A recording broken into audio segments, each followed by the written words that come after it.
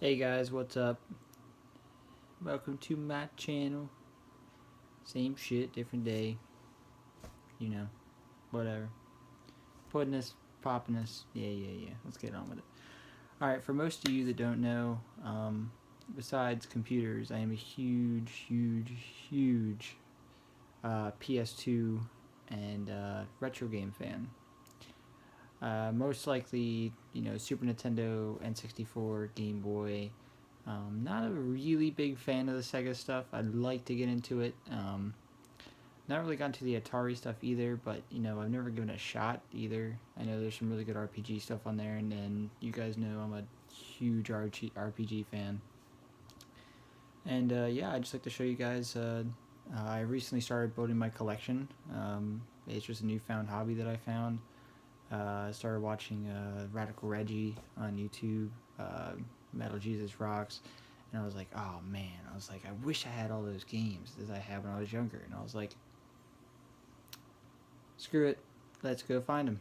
So, yeah, so I just started, I made a list, and I've just been working hard at it for the past couple months, and I'm going to show you guys what I've got so far. So, first up, actually, one of these I just picked up today. Is the Xenosaga series. Yeah.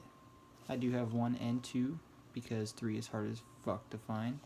I think I picked this up for $5. This is not complete. It does not have the manual. Xenosaga 2 is complete with manual. Mint condition, both discs. There's not even a scratch on them. I think I picked this up for $10. Yeah, not too bad prices, but if I find number 3, hopefully I can pick it up and complete the series. These are excellent games. They're a little bit grindy, especially since I know the first one's about 80 hours of gameplay.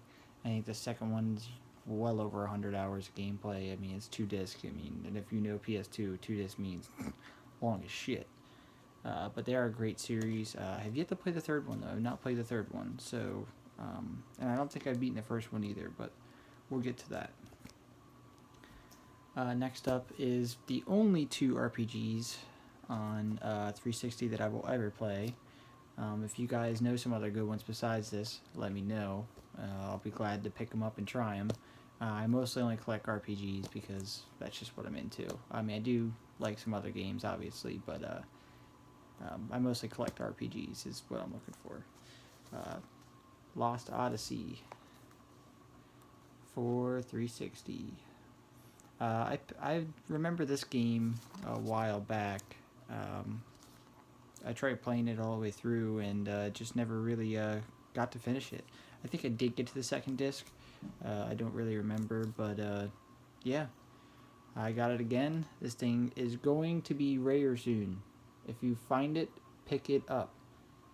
I swear on my life, this thing is going to be so hard to get soon. And it's really great. It's a turn-based RPG. Graphics are amazing. The main character, I can't remember his name. It's kind of, maybe it says here. I think it's Kaim, or Kaim. Kaim, I think it is. Something like that. I don't know, but he is straight badass. So if you find this, pick it up. It is a 2-disc game. It's long as shit. Well over a good, 80 hours worth of gameplay. Really cool concept too of the futuristic / medieval mix. It's pretty cool. Blue Dragon. Oh, you guys can see that. Blue Dragon for 360. A lot of people hate this game. I think this is a hidden gem. I'm a huge fan of turn-based, and this reminds me of Chrono Trigger, and if they had to base this off Chrono Trigger. I mean, come on. The only thing that you don't do in this that you do in Chrono Trigger is go back in time. Back and forth in between time. I mean, this is a great game. The story is amazing. It's about... well, I just say it's about this town and this boy. I can't remember his name right now. It's been a while. But anyways, yeah. Well, anyways, him and his two friends, they end up in a world of trouble. There's this thing called a land shark, and it comes to their village and it keeps destroying their village. And eventually, he's had enough, so he decides to stand up for the village, and pretty much, yeah, he tries to fuck it up. It doesn't happen. It ends up beating him up pretty bad, but they get dragged off to this place, and it's just a great story. If you see it, it's still cheap right now. Pick it up. This is going to be rare. I guarantee it. And about 5 years from now, this is going to be extremely expensive and hard to find. It took me a couple days to actually find it. I picked it up at a. Actually, I think I picked this up at a Goodwill, and it's actually in really, really good shape. Both discs are there. I mean, it's a 3-disc game, so yeah, it's very, very, very. And this one is complete. I do have the manual with it, and you see that's one of the discs. All nice, new, and shiny. Yeah, what I paid for. Yeah, I think I picked it up for like $5, and there's a sticker in there for $16.99 from a game store where it used to come from. So good find. Definitely pick it up. Now, this series game is probably my favorite RPG on the Ps2 to date. Right now, there is one that's kind of getting up there that I'm playing at the moment, and I'll actually show you that one here soon. But the Dark Cloud series. If you've ever thought about picking these up, do it. This one you can still find pretty well everywhere. Now, this one is a greatest hits cover. I do want to replace that with a black label, but the game I have is not a greatest hits disc. And I do have the manual and, the extra stuff. So this is complete, but I will eventually upgrade to the black label because these red labels piss me off, especially when I see them in my collection. This one is good. It's not the best RPG out there. They could have did a lot better job, but it is still fun. If you like rebuilding things, if you like, it's like a mixture of Sims and a action RPG. And there's a lot of strategy. Your weapons break. The dungeons are random. They're not the same over and over and over. They spawn randomly. It's pretty hard. The first one's definitely a little bit harder than the second one. The second one is right now really hard to find. If you find this, pick it up. I actually got lucky, and I picked this up at a flea market.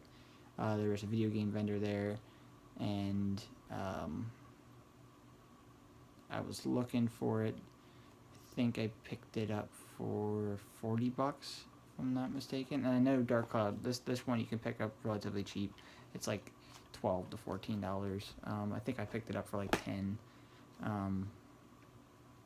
But this one, yeah, it's hard to find, and it also is complete as well. Disc is in mint condition. This one I can play over and over and over and over. I just finally beat it for the first time though, a couple days ago. I always got to like something right to the end, or something would fuck up with my PlayStation 2, or I end up selling it because someone offered me an awesome price for it, or yeah, this one's definitely here to stay though. I need to get a sleeve for this because this thing is getting expensive. I guarantee the next about 5 years or so is going to be a $200 game. Alright, on to the next series that I'm looking very forward to playing.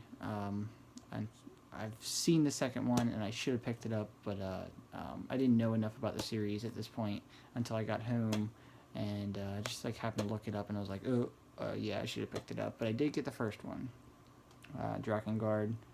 Number 2 is apparently better than number 1. I've not yet to play this. I know the story of it a little bit, pretty much about a guy who makes a pact with a dragon. It is an action RPG. It's more like waves of enemies, I guess you could say, but apparently it's very fun. The story is pretty cool. It's really weird, very dark. Yeah, I know you do get to fly the dragon, so that's pretty cool.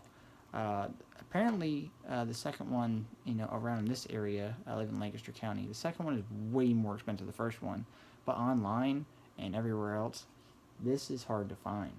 And it is really expensive. This is like a $50 game. The second one around here is going for around $50.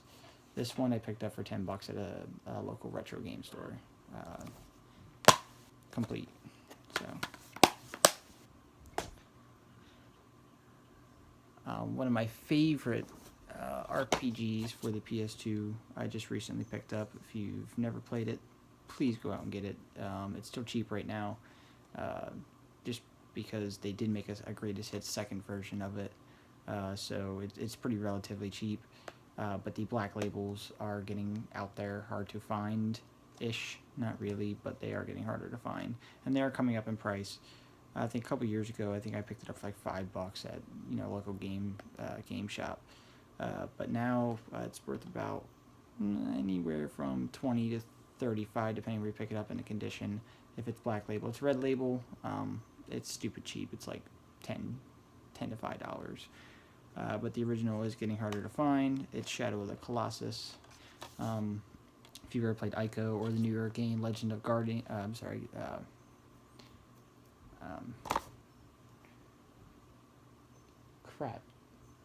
The Last Guardian, that same makers, Ico, but this is by far the best in the series. It is complete and is in very mint condition.